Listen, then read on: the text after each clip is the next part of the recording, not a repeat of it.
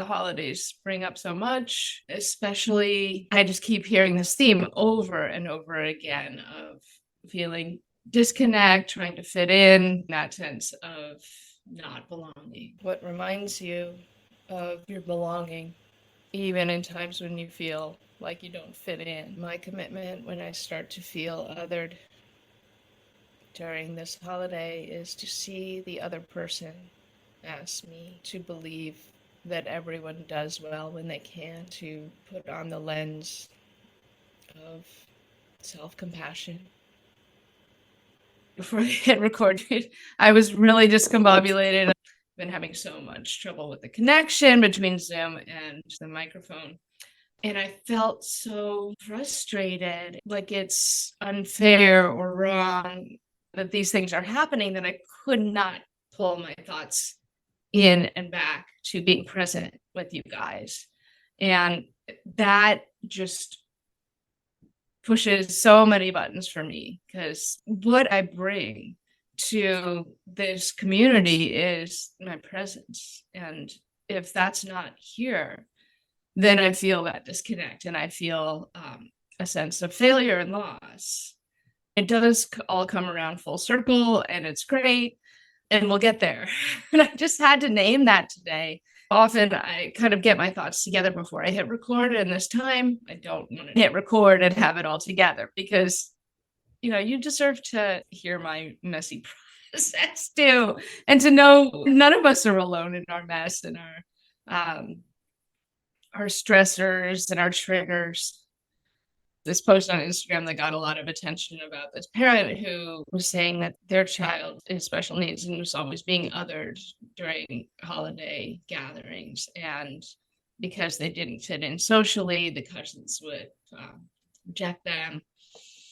And it was heartbreaking for this parent who was writing about this. When I was reading this and seeing the replies and like how people were mad at the cousins, and it's always come back to kids do well if they can. And honestly, so do adults. And if they haven't been taught and had things explained, then how are they going to know how to be inclusive and not be ableist, and to see the other person as them?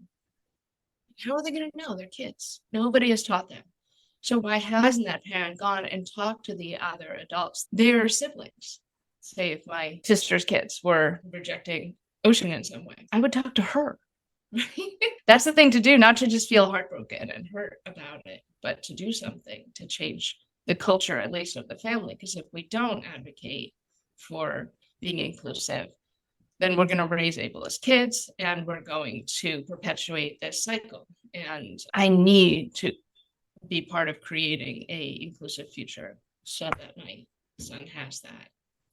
Thank you for talking about perfection, trying to make everything perfect, and how exhausting it is, because it doesn't exist. Perfectionism is a made up myth that is really tied up with all the isms. People focus so much on surviving. They forget how to share and model inclusivity, for sure. They also forget that they don't have to buy into that perfectionism that is part of hierarchical thinking. Thank you for saying that. Perfectionism is a way of trying to claw our way out of the discomfort of the mess, right? If we can just smooth everything out and have it look good and be beyond fault, beyond not fitting in somehow, shame. This is the idea of being beyond reproach. And reproach is really like a way of shaming people. But we do have a choice to just step out of that hierarchy, step off the ladder completely, and co-create something completely different, where we show our mess and we show our stressors and our pain and our triggers. And then we feel less alone in them, because suddenly when I start talking about things triggering me or being frustrated or whatever it is, then other people relax. That's what I've noticed. Now I feel better. Right? And I haven't done anything good. I've just talked about like the fact that I'm messing up and my feelings around it. The thing about feelings is none of them are wrong. They're all serving some purpose. Hopefully that purpose is to find a way to repair and reconnect. We're so often just focused on surviving the holidays. Where does that put us on the polyvagal ladder? If we're thinking about survival, then we're in fight or flight. So rather than being where we'd like to be at the holidays in a safe and social state where we feel connected, we feel loved, that's the hallmark image, right? This place of all being together and cozy and everybody getting exactly what they want when they open their surprise gifts and lots of joy. But there's always another side to everything. So we want to be in that safe and social state. What actually happens is we go into survival mode because we don't want to look at those feelings and triggers and stuff coming up from the past.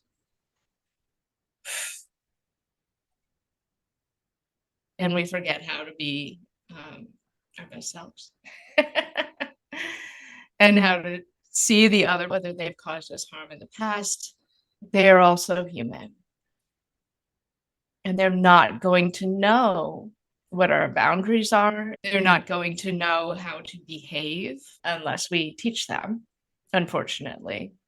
And if we show up messy and raw, it is so much easier for other people to drop their own perfectionism. Tara Brach podcast is talking about the difference between fitting in and belonging, and how we try and twist ourselves into something that isn't authentic. And that just causes more disconnect and stress. I just saw this morning and I loved it so much. This parenting coach, Sonali Wangchusery, she has low vision. So she has a white cane and showed a picture of how she and her kids had decorated it with red and green ribbons in like a spiral. And it was just so lovely that she shared that. But what she also shared was the story that, like, in the past, she had avoided using a cane because she wanted to pretend that she could see things that she couldn't see, and she wanted to fit in. But by embracing the cane and embracing making it fun and having it stand out and reflect her humorous nature, I think it's a great lesson in how to teach people about inclusivity, whether that inclusivity is anti-ableist or anti-racist or whatever it is that you're up against in your either chosen family or family. There are so many different groups where we have influence. So for me, thinking about how I'm going to show up ahead of time and inoculating myself emotionally. What reminds you of your belonging, even in times when you feel like you don't fit in? How can you lean into the messiness, the imperfection, the quirkiness, the things that make you uniquely you? You may come up with a word or a phrase that can remind you of your inherent goodness, your common humanity, that no matter what you're feeling or you're going through, someone else somewhere is feeling the same, going through something very, very similar.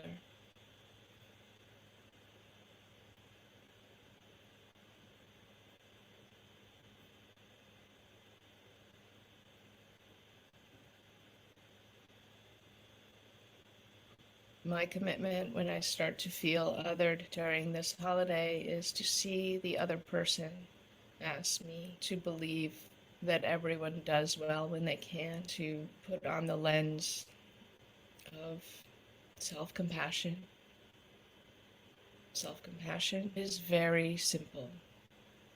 You might be able to do it on one breath. Noticing the hurt. Remembering you're not alone in the hurt. Offering yourself some kindness. The same kindness that you would extend to a beloved.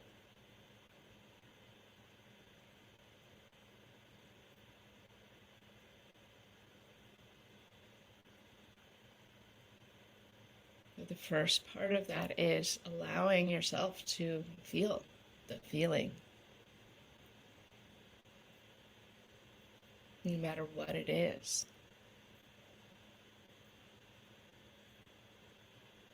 When we avoid those big feelings or those uncomfortable feelings, that's where the tension starts to creep in, because it takes a lot of effort to avoid those feelings. So the first step of self-compassion is really the hardest, letting ourselves feel it. Then we can lean into the knowledge that we're not alone. Others feel this too. And when we know others feel this, that spontaneous desire to lift suffering comes up. And then we can turn that desire to lift suffering towards ourselves.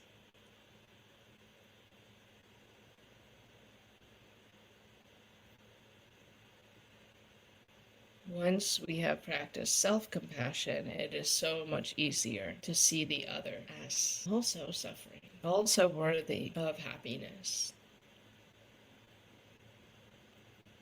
and to have a desire to lift their suffering. Even if the way to lift their suffering is by educating them, opening up their world, and inviting them to see your vision of a more inclusive future.